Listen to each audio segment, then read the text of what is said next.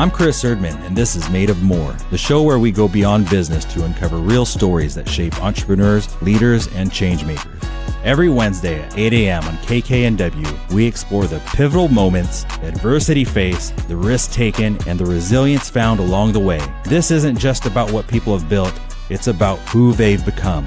If you're ready for inspiration, practical insights, and stories that remind you that you too are made of more, you're in the right place. Good morning, good afternoon, good evening, wherever and whenever you're listening from. I'm Chris Erdmann, your host of Made of More here on KKNW 1150 AM. And today I'm sitting here with yet another special, great friend who happens to be an amazing doctor, has a great story, runs a good business. And I just got to say, I feel really lucky that, Richard, you're on the show here today. So thank you for coming on and making your way here. Well, you're very welcome, and thank you for that great introduction. I'm humbled.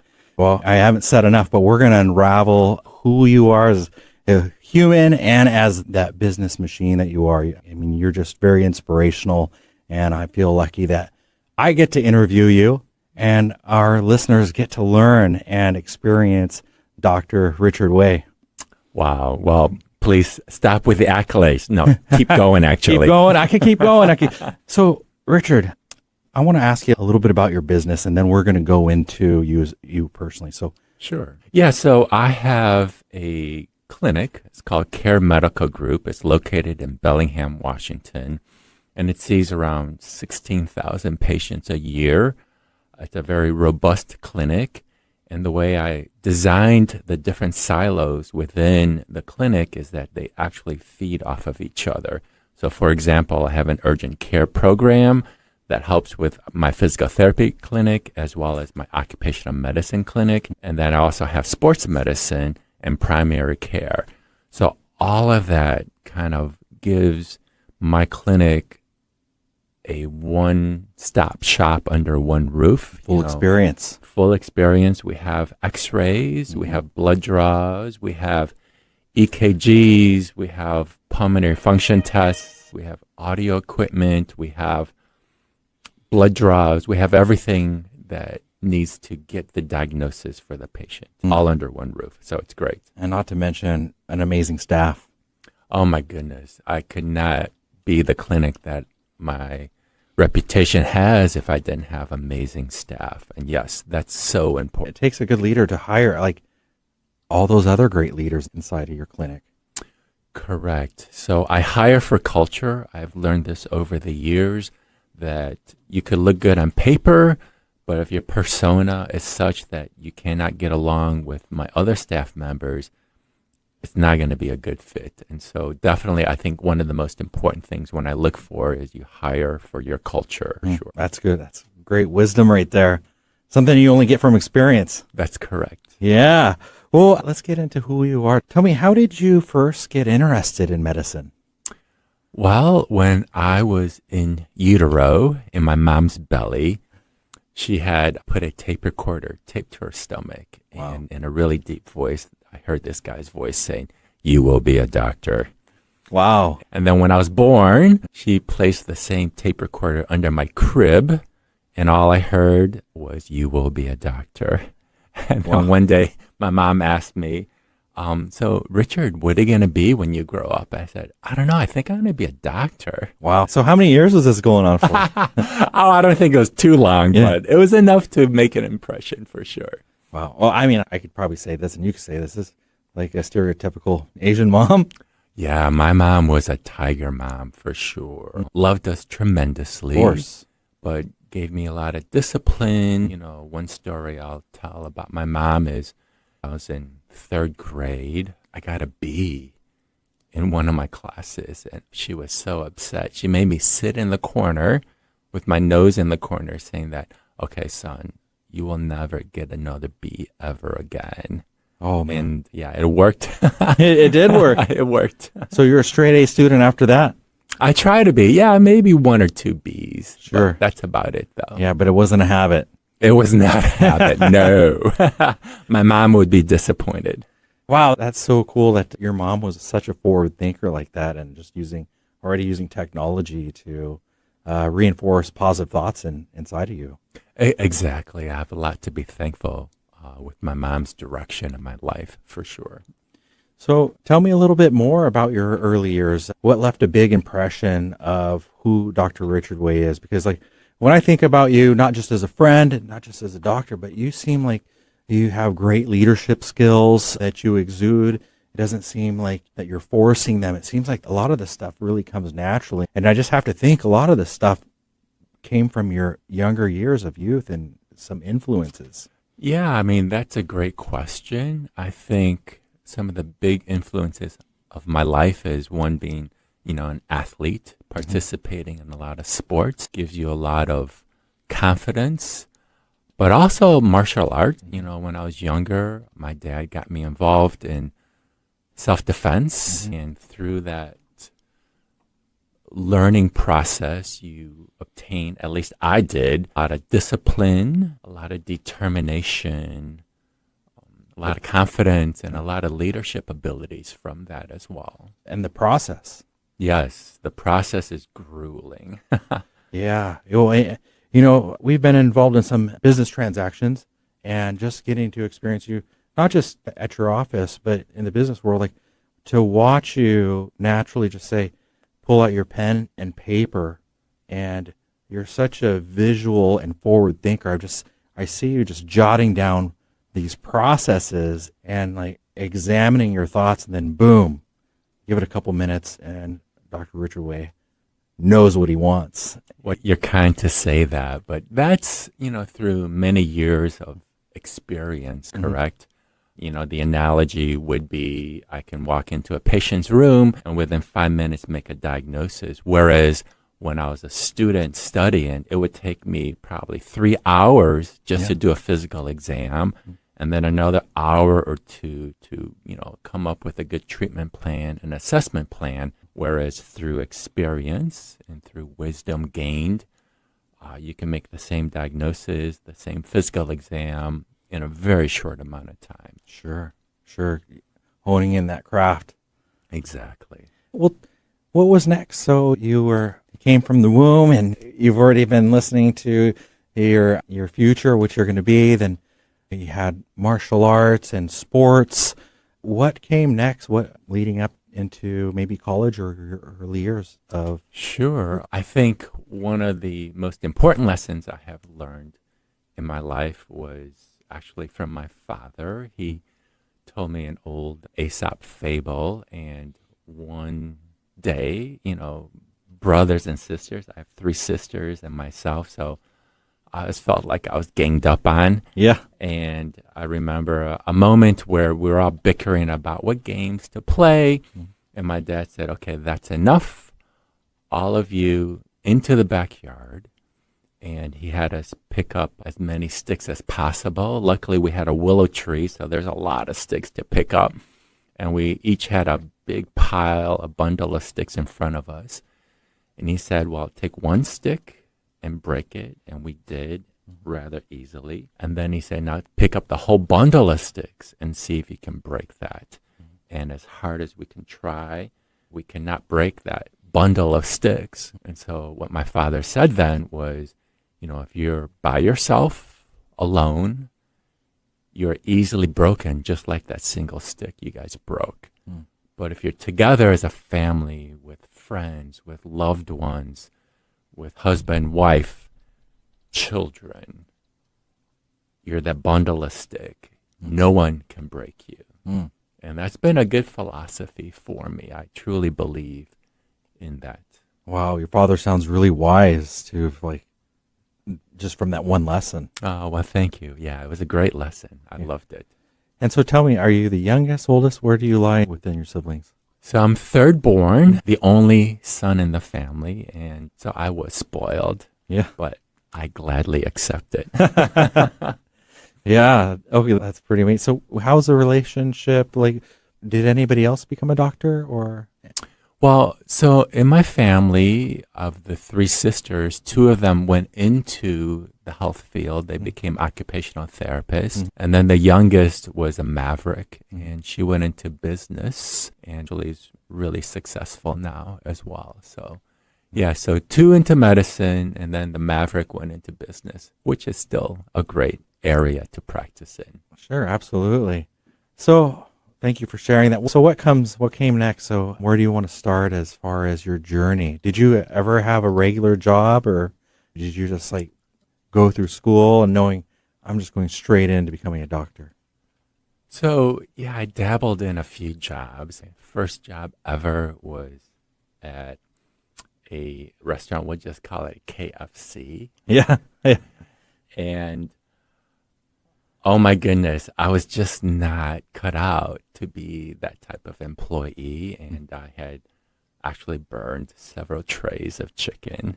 Okay. And the store was owned by a coach of mine in high school, and he would recruit his athletes to work in it. And one day I just went up to my coach and I just said, you know what, I don't think I'm cut out for the chicken business. He goes, oh, thank God, because I'm tired of having all my chicken burnt by you. That's funny. So that was actually my first job that lasted like a month. And then when I got into college, I wanted to focus on medicine.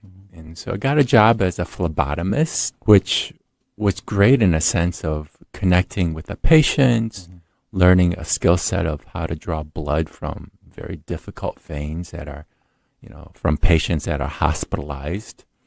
I do have a traumatic experience with that. My very first day drawing blood was this rather old, cachectic woman that just needed blood draws to see what her electrolytes were like. And when I was ready to draw the blood from her elbow, all of a sudden she freaks out, straightens out her elbow, and the syringe with the needle popped out of my hand, started twirling in the air. Oh no. I went to calm her down, and then all of a sudden I felt a jab in my ankle. Oh no. And that syringe with the needle stuck in my ankle. Oh my God. I was like, are you kidding me? My first day out drawing blood, and I get stuck with a needle. Luckily, it was a clean needle. Didn't even enter her blood at all. So, but still, though, what a lesson. Common?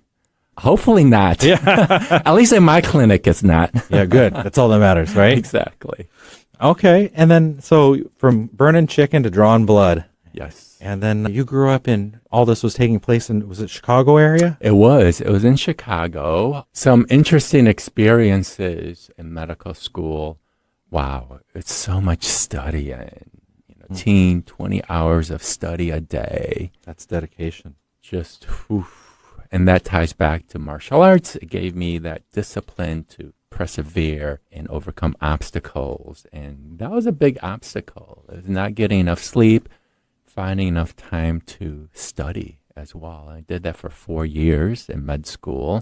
Did you ever feel like quitting or at any point? Never. No, I never had that inclination at all. I knew that I wanted to be a doctor. It was my calling. I wanted to save lives, and I knew that it would be a hard road, and I just kept going. Yeah, I never once thought I'd quit. That's great, because I've talked to a few doctors in the past, and they're saying they've thought about quitting, because that 14 to 16-hour day studying could be pretty grueling. Oh, yeah, and then after that comes residency, where, you can work up to 120 hours a week. So break down residency for us that don't, for the listeners that maybe not know what it is. So residency is structured where you're a working employee. However, you're still learning, and there's a whole team of physicians that are training you from the fellow to the attending to the senior residents. And though you get paid, I think my salary at that point was, I think, $1.75 an hour. That's what we were paid. If you broke down all the hours that we worked, it was not a lot of money. Just enough to buy lunch. Just enough, barely, barely. I relied on free lunches at the hospital. Okay, so you saved it for dinner then. Saved it for dinner, which was like probably a hot dog. Yeah. But residency provides all these hours of training. If you look at all the different disciplines of training, you can see why MDs are so knowledgeable, right? We have close to anywhere from 4 to 7 years post-grad training, whereas, so you're talking about many thousands of hours of training. And if you look at a physician assistant, they might get around 1,500 hours of training. And then if you look at a nurse practitioner in their discipline before they go and, basically do internships and all that, they have like roughly 500 hours of training, though they've been nurses for all these years. So that certainly counts. But, if you look at the differences of training, a physician certainly has a lot of hours of training. It makes us the expert in medicine for sure. Okay.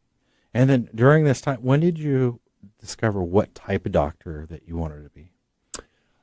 My mentor actually gave me ideas of what to look at. His name was Dr. Subhash, and what a great guy. And he gave me a lot of insight as to the different specialties that medicine have. And when I started really thinking about which career choice I wanted, I would go ahead and do an externship in that field.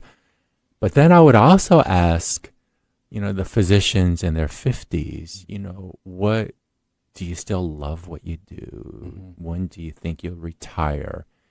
And I found that the surgical practices, a lot of them wanted to retire early. Physicians also wanted to retire early because of being burnt out. So I went from wanting to be an orthopedic surgeon to an ER doc to then just running my own business and creating an urgent care center that was robust enough to be a quasi emergency room. And I'm very happy that I chose that career because I love what I do. Yeah, because you have a wide range of things that you're working with. Yeah, and every day we're saving lives still, which is great. And that's my passion. That's why I love what I do, is having the knowledge and the training to save people's lives. There's nothing like it at all. Yeah, that's got to feel really rewarding. It is. In those moments. Yeah, and I believe it also gives you good karma. Yeah, yeah. That can never hurt, getting good karma in this life, right? That's right. Yeah, so 16,000 patients a year. Yeah, it's a busy clinic for sure. Yeah, when you're a part of a busy clinic, like, how do you manage your staff and for them to be on the same page as you? Well, I always tell my employee that busy equals job security. And they always chuckle like that, but they realize that, yes, we have to see the patients not only to treat them, but also in terms of a business model is to increase the revenue based on making sure patients like our clinic and they keep coming back. I treat my employees as family. I think that if they need my help, they know that I'm there to help them regardless of what the issues are. And I believe that instigates loyalty. I've had employees that have been with me from the beginning of the clinic. I have a physician assistant that is incredible, and he's been with me since the beginning of the clinic as well. Which is, what year did your clinic start? 2011. 2011. Yeah. Wow. I thought it was before then. Yeah, that was when I bought it. That's when you purchased it. Okay. When did you start medicine in Bellingham? 2011. It was 2011. Okay. that was my one and only purchase in medicine, and I was very happy with it. All right. Well, you've been listening to the show Made of More. I'm your host, Chris Erdmann, and we have the honor today of meeting with Dr. Richard Way on KKNW 1150 AM. Tune back in, and we'll continue his journey of as a doctor in medicine.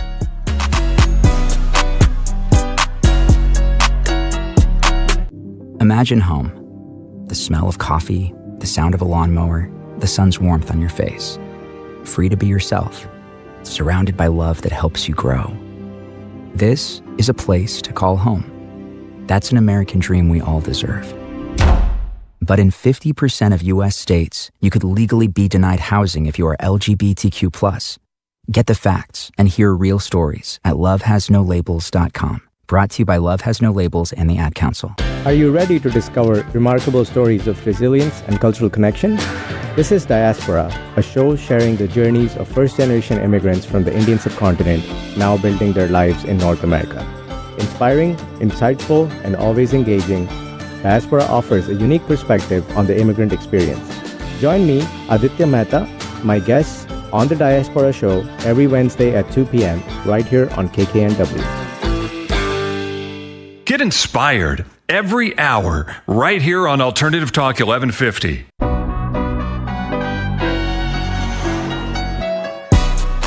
Welcome back to the show Made of More. I'm your host, Chris Erdmann. We're on KKNW 1150 AM, and our special guest today is Dr. Richard Way of Care Medical Group out of Bellingham, Washington. So welcome back to the show, and thank you for sharing your early life, Dr. Richard Way. You're very welcome. Those were great questions, Chris. Oh, thank you. Well, I got to be prepared for the doctor. Yes. So let's move ahead here. And you mentioned something about a mentor, but I do know from our conversations that you've definitely had more than one mentor. And who were your mentors, and how did they play a role in your life? Sure. Yeah. Mentors, I think, are very important in being successful in business. Mm-hmm. My first mentor was when I was a student, and he actually kind of guided me into the specialties that I wanted to choose for myself. Yeah. So he was very valuable in that sense. What was his name? His name was Dr. Subash. Dr. Subash. Yes. Okay, so let's hear how Dr. Subash impacted your life. Yeah, so he would sit down during lunch, and while we're eating, he would just inquire, so what are your interests? How do you want to achieve your goals? And so I told him that my interest, right, was that I love procedures, I love saving lives.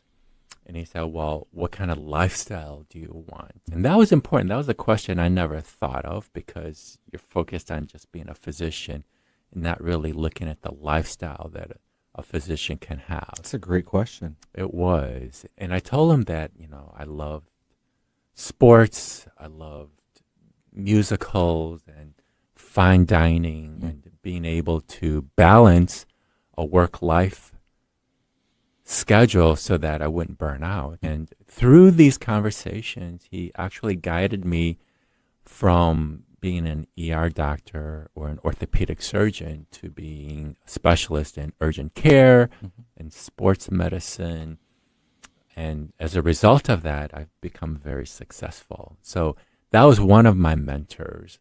Another mentor was Steve Hessel, who was the chairman of my fellowship back in Chicago at University of Illinois in Chicago. And he gave me the impetus to get a master's in public health with a focus on hospital administration. And so instead of a 2 or 3 year program, I crunched it in 1 year. Wow. And did a fellowship on top of that. So I was busy. Sounds like it. But the knowledge I gained from that master's in public health on hospital administration allowed me to really develop my business acumen. And so looking at spreadsheets and profits and losses and looking at financial performance was second nature and so important in building a successful practice. Any other mentors you want? So yeah, after my first year in New Orleans, that was my first job, they made me a partner, which was amazing after 1 year. And so what does this mean, made you a partner? so it meant that I had equal say in how the clinic was run. It gave me equal revenue in terms of bonus structures. And it gave me the freedom to really start developing this clinic into something that my partners didn't even think of. So what I did there was I built one clinic into 5 clinics. Yeah. I also had around 3 different physical therapy clinics as well. I developed a helicopter service to the Gulf of Mexico to bring in all these injured workers from the oil rigs to my hospital, where I can treat them and then also bring them back to my clinic. So those were all powerful tools and made the clinic very successful. I, probably tripled, quadrupled the revenue within 5 years of when I became partner. Wow, that's outstanding.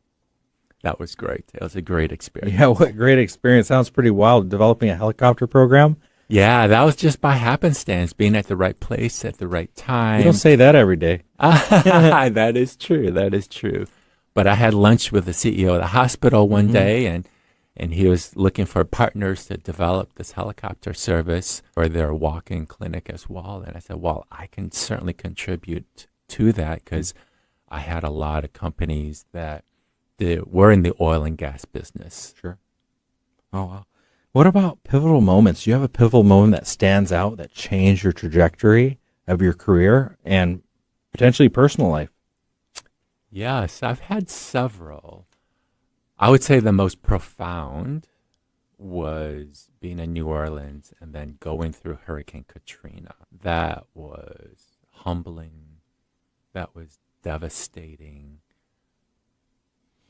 And I still feel, what year was that again? Yeah, that was in 2005, I believe. Yeah, so 2005, Hurricane Katrina just rocked what area was that? So New Orleans down to the Mississippi area. It was such a big hurricane. Yeah, so you were down there in the New Orleans area? I was, yeah. That's where my practices were. And when we found out Hurricane Katrina was barreling down on us, the hospital that I was practicing in had a policy that if you had patients in the hospital, you would have to stay through the hurricane. You guys didn't have any idea how bad it was going to be, did you? I had an idea it was going to be pretty bad. So I had 3 patients left in the hospital, and I begged them, literally begged them to let me medevac them out of the area. And they finally all agreed. So I got 2 of them out by helicopter, 1 out by ambulance. And then I was able to jet home, drive my family to the airport, but on the way over there, I was driving in the shoulder illegally because it was a parking lot. There's no room to move anywhere. Sure. And I didn't want to miss my flight out of New Orleans to Chicago. And as I was driving in the shoulder, a policeman pulled me over. Oh, no. And I'm like, oh, no, are you kidding me? And so he walks up to my car, and fortunately, I knew him because his partner I had previously treated or helped treat for a gunshot wound like a week before. Okay. And he goes, oh my God, Dr. Way, you're not supposed to be driving in the shoulder. I said, oh, please let me go. Please let me go. And he said, okay, fine. And he actually gave me an escort to the airport. So I made it on time. Oh, how lucky. Oh, it was very fortunate. Very fortunate. Wow. And so how did that change your trajectory? So when I went back down to New Orleans like a week after the hurricane devastated everything, I mean, I saw horrible sights, animals, cows, horses impaled on tree branches 30 feet up. I saw human lives lost, bloating in the streets with no help at all. Wow. What a vision. And it made me determined that I wanted to help as many people as I can with my knowledge base. And so it made me hyper-focused on being successful in business as well as medicine. When I went to my house, it was, under 30 feet of water. Can't imagine. Really sad. And so when the water finally drained, maybe a month later, I went back to my house, and all the material goods that I owned were just destroyed, suits, golf clubs, cars, all of that. And it humbled me. It made me realize that material goods come and go, but really your health, your relationships are what's most important in life. And that's what I started focusing on. I started through Hurricane Katrina understand that the world is not a bed of roses. It'll knock you down. Right. And how you get up is just as important as how you get knocked down. I'm thinking about the analogy with the sticks as you're telling the story. Like, how did that come into play? Well, it made me realize that, surrounding yourself with friends, loved ones, and family was way more important than chasing down material goods, right? And, don't get me wrong, I still enjoy the finer things in life, but that's not my focus anymore. No. My focus is on being kind and being generous and helping people in times of need. And I know that my friends and loved ones know that they can depend on me for that, which I'm very proud of. Yeah. I'm very thankful for that too, because recently I just had something happen to one of my family members, and I just got to say, it was really nice to give you a call and get that reassurance that you'd be there to review the charts of this family member and to just give me that sense of security, like, because this person's very important to me, and to risk losing them, it's one of the closest relationships that I have in my life, and for just to know that you're there to look over their charts and help, that your willingness to direct kind of your knowledge to make sure that they're going to be in a good place, or at least possibly healing as quick as possible. I think that goes a long way. So I just got to say, like, your generosity and your kindness is really amazing. Wow. Thank you, Chris. And of course, I'm always available and willing to help, for sure. Yeah. Well, I've seen you do this with other friends and just other people. And it's just, you're a busy person, but obviously not too busy for that. Well, I feel that it's a calling. I was put on this earth, I believe, to help people and to save lives. And I think I've done that many times, and it's very rewarding, sure. Yeah, and I could see that.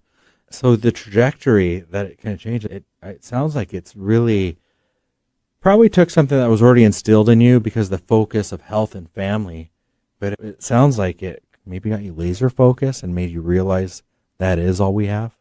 Yeah, it made me realize that why waste your time pursuing the material world where you can focus really on helping people and making sure that I have a robust clinic that I can do that with. Yeah, and you're doing it. And this is kind of another question, but maybe we'll get a different answer out of it. Like everyone faces obstacle, and that was a great obstacle. But do you have another obstacle that you want to share, or a challenge that has tested you? Oh my God, I've had so many. Where do I begin? Well, one that gives you the gift of hindsight.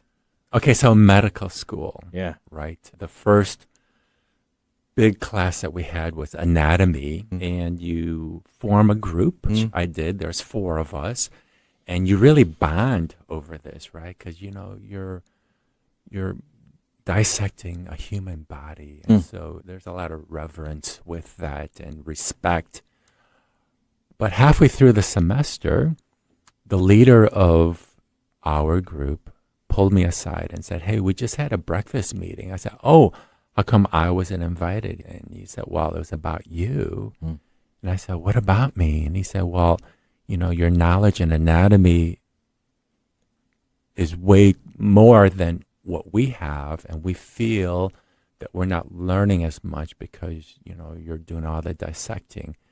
So as an aside, right, when I was in undergrad, I did so well in anatomy that the anatomy professor asked me to be a TA as an undergrad, which was fantastic. Wow. So I knew it was an honor, and I knew my anatomy really well. And so when this guy told me that he wanted to actually kick me out of the group, oh my God, that was devastating. So it didn't come off as good news then? It was horrible news. And, it's heartbreaking too, because, you form this bond, and all of a sudden someone's telling you that, you're either too good or you're not good enough for us. Either way, it's like, it's not working. No, it's a slap in the face. But it gave me... And how old were you? I was, in my 20s. Oh, yeah. So, I mean, you're young 20s, and you're feeling the rejection. Oh, yeah. I felt it big time. Yeah. But as a result of that, what I did was, because I still needed to learn and relearn the anatomy. So I held 3 a.m. anatomy sessions on my friends' cadavers, and I would teach whoever wanted to show up. And it started off with a few of my fellow students, and then at the end of the semester, I probably had close to, half the class attending that, which was very flattering for me. Yeah. And so when the finals came along, I not only aced it, but I got all the extra credits. So I got like 110% on my anatomy course, and did well enough that they actually asked me to teach anatomy for the summer for the remedial students that failed.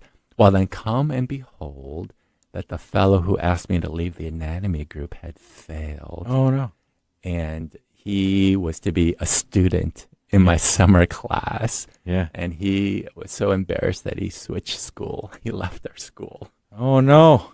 So, But yeah, the lesson learned there is that It's very competitive, it sounds like. it is so competitive. Yeah. And no matter how well your intentions are, there's always going to be someone that has malcontent with you. And just learn how to deal with that. And when life knocks you down, is you get up and you flourish and you prosper. It just makes me think sometimes we don't know what luck is. And we don't know if it's good luck or bad luck. And in that moment that you were feeling that rejection, it felt like maybe a sense of bad luck. Horrible luck. But in the end, like not too long later, it sounds like you 110%, how many people were showing up to your class. And it feels like that was just probably some of the best luck that could have happened. Right. But it's lessons, though. I could have done the opposite, right? I could have just withdrawn and be by myself. But instead, I found a way to Persevered. Yeah, to make this, leaving the group become successful. And that's what I'm happy about, for sure. Yeah. I know you as a pretty humble guy for being as successful as you are. Like, have you always been like that? I think I have. I've been very fortunate in my upbringing. Came from a well-loved family, and I always felt uber confident about myself. But earlier on, I realized that if you're really cocky and overconfident about your abilities, no one appreciates that. I certainly didn't appreciate that quality. Yeah. And so over time, through my parents' teachings, I think being humble is probably the best way of expressing your confidence. I think that's a great quality. It's one that I think everybody enjoys about you. Thank you, Chris. Much Yeah. appreciated. Well, thank you for sharing the story. We're gonna continue this, but you've been listening to the show Made of More. I'm your host, Chris Erdmann. We're here on KKNW 1150 AM, and we have been listening to our amazing guest, Dr. Richard Way of Care Medical Group out of Bellingham. If you want to find him, stay tuned or stay here after these messages.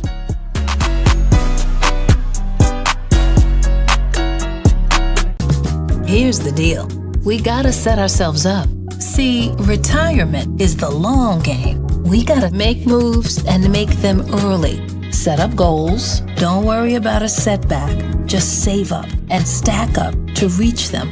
Let's put ourselves in the right position. Pre-game to greater things. Start building your retirement plan at thisispretirement.org. Brought to you by AARP and the Ad Council. Hello, I'm Chris Erdmann. Every Wednesday at 8 a.m. on KKNW, I sit down with inspiring entrepreneurs, creative minds, and game changers to uncover the real stories behind their business. On my show, Made of More, we explore the challenges that they've overcome, the breakthroughs that they've celebrated, and the mindset that drives them forward. If you're ready to unlock your full entrepreneurial potential, Made of More is the show for you, because here we know you are made of more. Every Wednesday at 8 a.m. on KKNW. Real people, real life, real radio. Alternative Talk 1150. Welcome back to the show Made of More. I'm your host, Chris Erdmann, here at KKNW 1150 AM. And we're tuning back in with our guest, Dr. Richard Way from Care Medical Group out of Bellingham, which I also have learned that he can see people anywhere in the state of Washington via telemedicine. What is telemedicine? That's right. Telemedicine made its mark actually during COVID, when patients were afraid of seeing physicians and physicians were really careful with seeing patients. Telemedicine was a good bridge. And so what telemedicine is actually a medical appointment that is either done through video or a Zoom meeting, and it allows a physician to actually treat someone from a distance. And what's the percentage of telemedicine visits do you guys get per week, or how would you quantify? Yeah, so during COVID, it was probably 50% of our practice. But I'd rather see patients in person for sure. And so now it's probably closer to 10 to 15%. I always say early mornings for the telemedicine visits, and I've had patients, contact me throughout the state when they're traveling or they can't make the appointment. How would they contact you? Just by your calling the telephone number, or? So what happens is that they actually call the front desk, set up an appointment for a telemedicine visit. Then there is a link and an app that is sent to the patient. And when they register and sign on, there's another link there that goes into the Zoom meeting. And when I see that link on green light, I click on it and we're automatically connected. Oh, beautiful, beautiful. Yeah, technology is amazing. Technology is amazing. We're going to go the opposite way. I'm curious, what is your daily practices, and are you spiritual about it as well? Yeah, I would love to answer that question. I'm certainly spiritual. I believe that karma is certainly something that happens in the real world. There's a strong belief system in God. There's a strong belief system in the universe as well that I have. I think that the spiritual aspect has helped me tremendously in my practice as well. It allows me to trust my instincts about a patient. So, for example, I had a patient a couple weeks ago that came in with abdominal pain. She was in her mid-50s, and she was seen in the emergency room. She was seen in an urgent care center outside of my clinic. And so I was the third clinic that she came to in 3 days. And so she told me her symptoms. She said, I'm really in a lot of abdominal pain. And I thought to myself, well, goodness, the ER did a really thorough workup. Couldn't find anything wrong with her. But looking at her and on my exam, she had very tender abdomen, and I knew something was going on, but I just couldn't send her back to the ER because, they've already seen her. So I ordered a special diagnostic test, and sure enough, she had something that you couldn't see on the other diagnostic test, but she had something called mesenteric ischemia. So her bowels were basically dying because there weren't enough blood supply. Yeah. So since I was able to get that diagnosis, we're able to get her into the hospital, get her into surgery same day, and save her life. Oh my gosh. Wow. What'd that feel like? What was your takeaway? Oh, it is rewarding, right? Saving someone's life like that.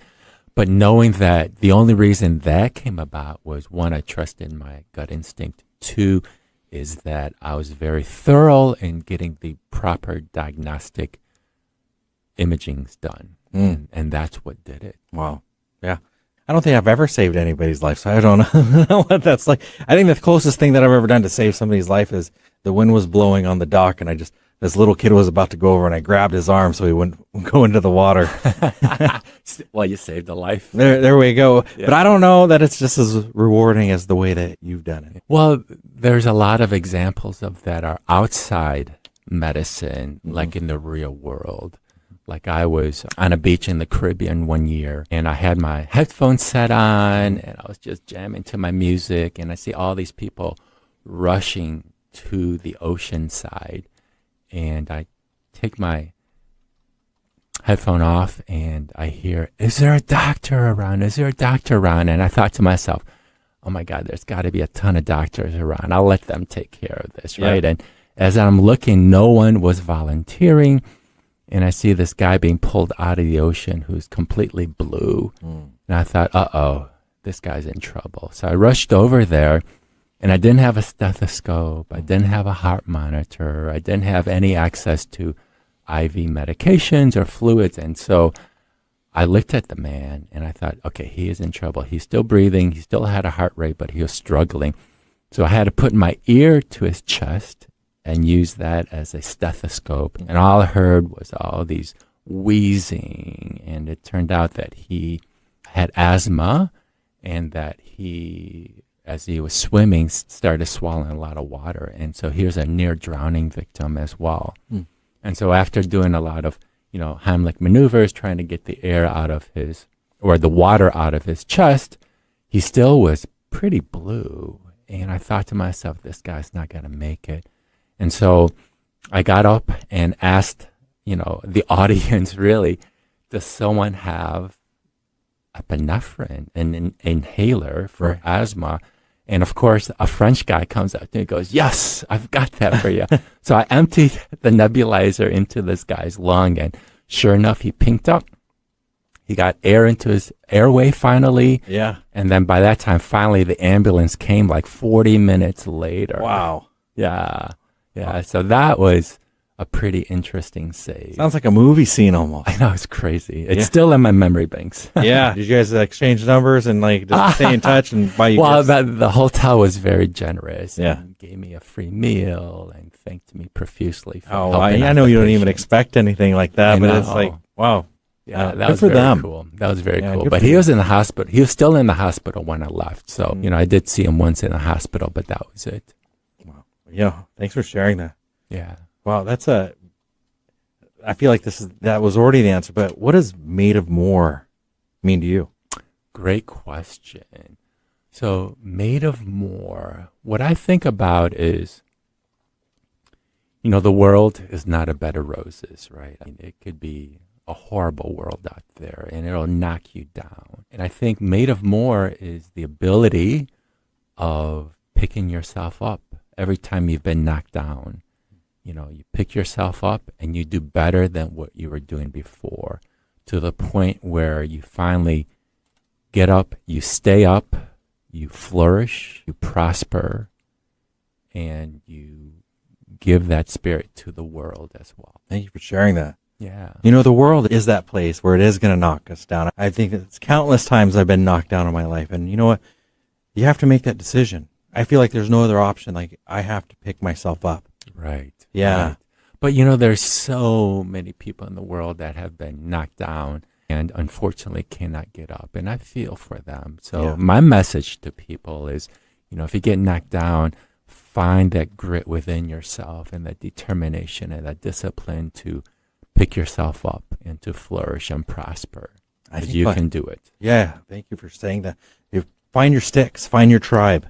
Yes. Whether they're your family from blood or people from family from friendship, I got to say, finding my sticks, I'm just going to always be thinking about this of like how impactful that's been to me over my life. I would say, I don't want to say every year of my life that I come across a hard moment, but life is a roller coaster, and sometimes those hard moments aren't as hard as they were the year before, or maybe that they're going to be in 5 years. But I got to say how important it is to go out there, create community. Somebody that Jeff, we were just talking to, he was talking about, creating your community, network, find the people that you have commonalities with, the people that inspire you. And so you could surround yourself around them, not just every day, but just in times of need, not just in times of need, but how they may come in when you might get sick.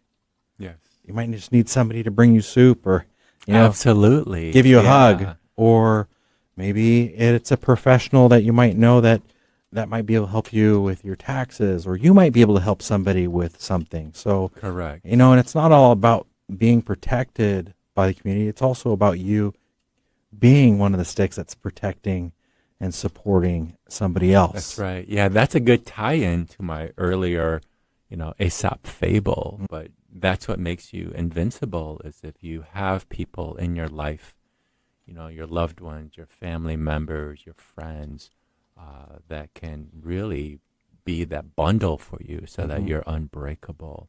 Lean on that for sure. The unbreakable bundle. Yes. I like that. Yeah. What difference do you want? What do you want to see in Care Medical? What kind of difference do you want to see that it makes in the community? So I've always wanted, and my clinic is really the center of excellence for urgent care, for sports medicine, in terms of my physical therapy, as well as occupational medicine. And so the difference that I think it makes in the community is that the community members know that there is a place for medicine where if they need a diagnosis, if they need treatment for their illnesses, that they can come to my clinic and know that they're going to be well taken care of. Yeah. I know not all clinics are created equal. I've had, as somebody that's health conscious and likes to stay ahead of my health, and going to other clinics and going to your clinic, like I got to say, like your front desk makes people feel really welcome. They're really warm, really friendly. I know sometimes I've been there and I've seen coffee put out. You have comfortable chairs, a clean, sizable lobby that you can wait in, or instructions on how people can wait in a way that is comfortable for them, whether it's in the lobby or in their car. The organization of just how you walk up and how you lead people to be able to present themselves to the front desk, like creating a place where people can line up. Well, thank you, Chris, for that. That again is, hiring for culture. The front desk is the first meet and greet of my clinic. And so I purposefully hired people that were very personable, kind, and wanted to help people. And so I'm grateful to hear that you had that experience, and it's so important. Yeah. I think that, I created drew up my clinic with the help of an architect, and my whole thought was to make the lobby, instead of a typical physician's lobby where there's just chairs and nothing else, is to make it feel like a coffee shop. So hence, the coffee and then the small tables with chairs on each table so that you can have privacy or share it with, your loved ones or friends that come in to help you as well. And so it's great. I'm grateful to hear that's the vision that you saw as well. Yeah, it is a great experience. And even when you get behind the desk and you're being seen and everybody's been hospitable. I remember what year was it? I got in the motorcycle. Oh, yes, I remember that. Yeah. And how easy it was to see you guys, and then also just walk next door, which was inside your building, because you have your own physical therapy. That's right. And the people in there, it was like, basically, I'm almost seeing the same people because it was like the same culture. Yes. Well, thank you for that. Yeah. Thank you so much. And I'm healed 100%. Yes. Yeah. I'm very proud of that. Yeah. Yeah, you're in dire shape. Yeah. Poor guy. Yeah. But I just got to say, your clinic did wonders. Yeah. Thank you.